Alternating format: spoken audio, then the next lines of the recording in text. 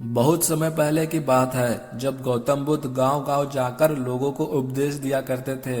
एक बार गौतम बुद्ध एक गांव में गुस्से पर प्रवचन दे रहे थे।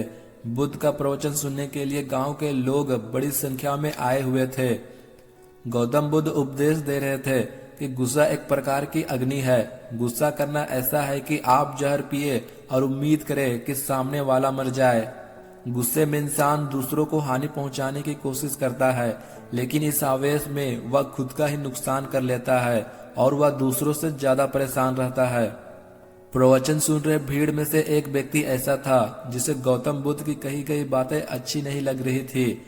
उसे बुद्ध पर बहुत जोर से गुस्सा आ रहा था। वह मन ही मन खुद को यह बोल रहा था कि यह कैसा व्यक्ति है जो उपदेश तो गुस्से पर दे रहा है, लेकिन है वह बिल्कुल शांत। गौतम बुद्ध भले ही गुस्से पर प्रवचन दे रहे थे, लेकिन उनका मन और चित्त दोनों बिल्कुल शांत और स्थिर था। इसे देख उस आदमी को और भी ज्यादा गुस्सा आ रहा था। उस आदमी ने सामने आकर बुद्ध के मुंह पर थूक दिया।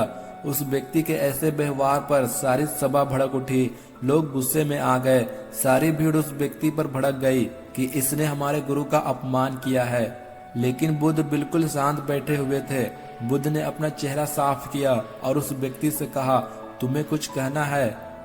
इस बात को सुनकर वह व्यक्ति बिना कुछ कहे वहां से चला गया। बुद्ध के शिष्य इस घटना से बहुत क्रोधित हुए। शिष्यों ने बुद्ध से पूछा, आपको गुस्सा नहीं आया?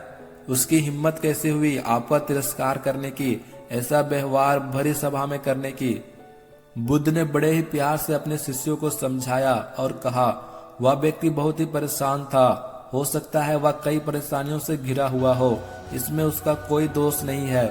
अगली सुबह उस क्रोधित व्यक्ति का गुस्सा भी शांत हो चुका था। उस व्यक्ति को अब पश्चाताप हो रहा था। वह बुद्ध की तलाश करते हुए उस गांव में गया जहां बुद्ध प्रवचन दे रहे थे।